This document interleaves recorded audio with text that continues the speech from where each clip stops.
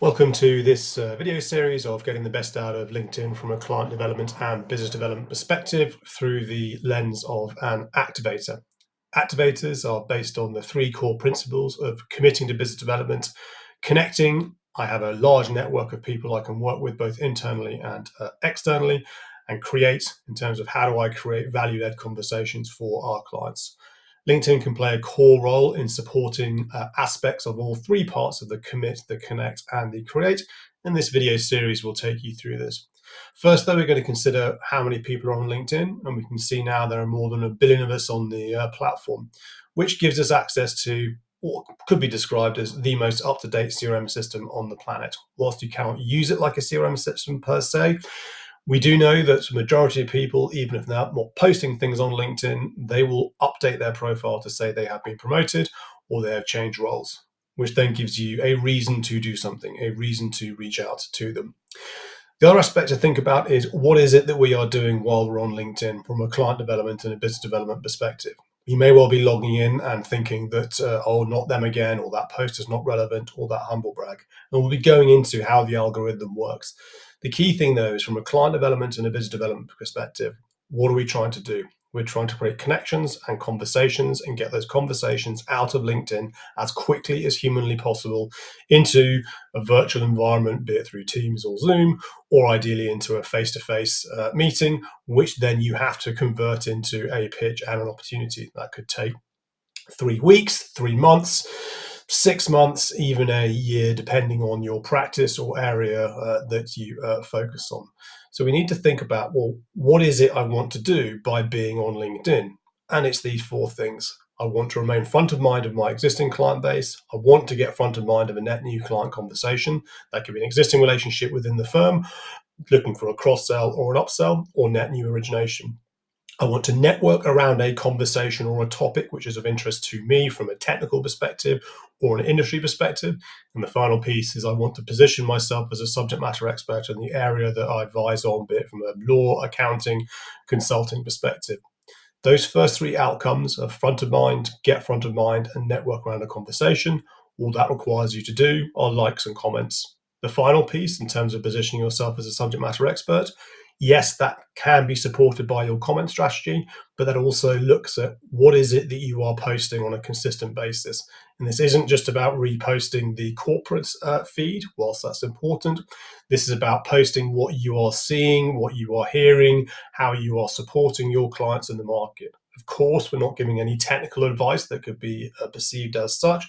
It is things such as reflecting on a conversation with general counsel, CFO, COO, CEO in a particular industry on a particular topic. This is what we discussed. What do you think? And variations thereof. So, with that in mind, in terms of front of mind, get front of mind, network around a conversation, and position myself as a subject matter expert, this is what this video series is going to be looking at in terms of how can you achieve all those things. The other aspect that LinkedIn has is their social selling index. So this is a score that LinkedIn has been looking at for north of 10 years now around what are the good business developments, what are the good client development behaviors that people need to be doing in a regular, consistent manner on LinkedIn. So think of this as almost as your fitness app, if you will, to help you understand where you are today and where your areas of improvement potentially can get to. You will click on the link, which I'll put in the chat box below in the comments section. Click on Get Your Score here, and this will fire up your social selling index. Ignore the fact that I can see Sales Navigator. What we're focusing on here is these boxes here.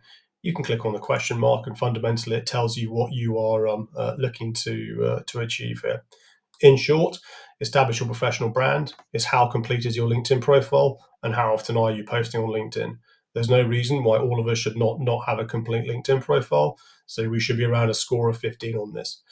Finding the right people will be dictated by your role and where you are in your career. If you're a client partner, for example, I'd expect this to be in double figures because you should be out there networking, connecting, and building your network. If you're more junior in your career, you may not be in that business development perspective quite yet, albeit there is a role for you to be playing in building your networks. So you might be below 10, but everybody has a network and everybody should be looking for people to connect with, both internally within your organization, but of course across your client base and your target client base.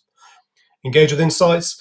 This is the one of the most important ones, because this is likes and comments. And if you engage with likes and comments, you are triggering the algorithm, and you're also then visible in other people's networks. So you're being actively in the conversation versus passive. And if you're active, you're then popping up into people's networks. It's like, oh, I saw that, I read that, that reminds me we haven't spoken. I should get in touch with you. We should all be in double-digit figures on this one, so certainly north of 10. And build relationships.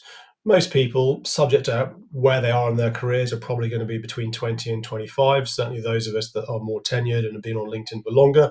This is looking at how relevant and how connected is your network. Fundamentally, as I mentioned, this is your level of fitness on LinkedIn. You'll see I have a score of 71. It's normally kind of around 75. It sometimes tips to 80 because it's the Christmas period when I'm recording this. But typically, what I see in professional services is that 60 for busy fee earners is where the kind of the watermark is. That tells me that you are engaging consistently with LinkedIn. However, as with any social media platform, the score is the score.